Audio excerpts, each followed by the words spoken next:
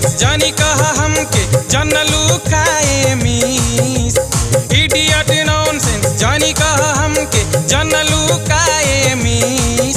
एगो किस दे दा किस किस किस किस किस किस किस। एगो किस दे दा एगो चुमा दे दा एगो पप्पी दे दा एगो चुमा दे दा। इडियट नॉनसेंस जानी कहा हमके जनलू काए मीस।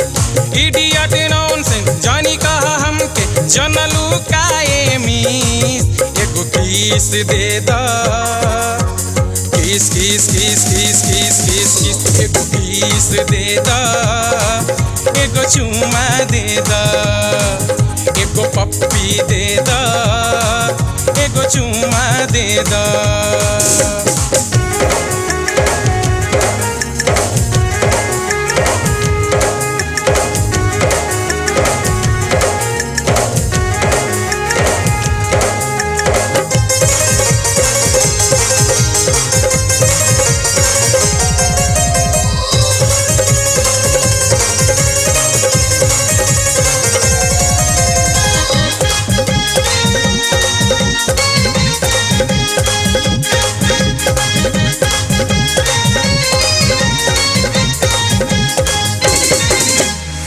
माई डार्लिंग तनी नियरा तयाव क्यों कम हिया रे जनी नखरा देखाव।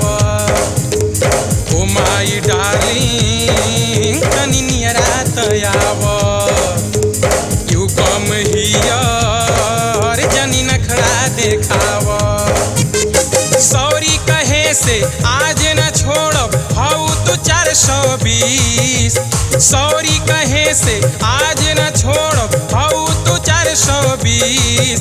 एगो किस दे दा किस किस किस किस किस किस किस। एगो किस दे दा एगो चुमा दे दा एगो पप्पी दे दा एगो चुमा दे दा।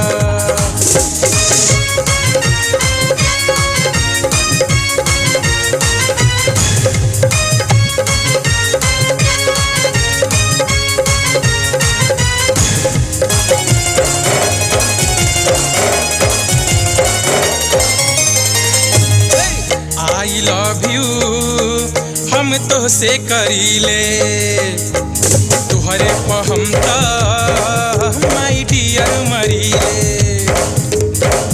आई लव यू हम तो से करीले तुहरे पर हम तो माई डियर मरीले। अब यू शट अप बोला ना मैडम बुझिले हम इंग्लिश। शट अप बोला ना मैडम बुझिले हम इंग्लिश।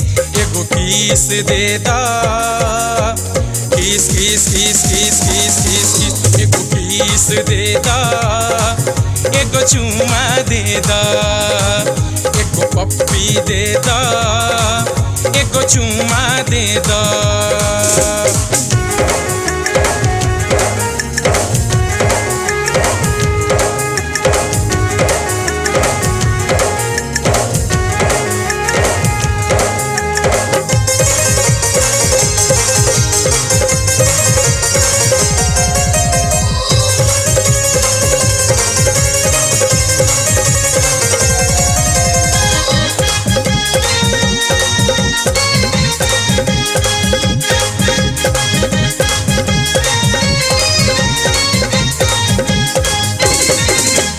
मैं तो तुम्हारा हस्बैंड बनूंगा। ए मैडम तुमसे मैरिज करूंगा। मैं तो तुम्हारा हस्बैंड बनूंगा। ए मैडम तुमसे मैरिज करूंगा। बोला कलेबू बदला में वो करा दी है प्रभात जी फीस। बोला कलेबू बदला में वो करा दी है प्रभात जी फीस।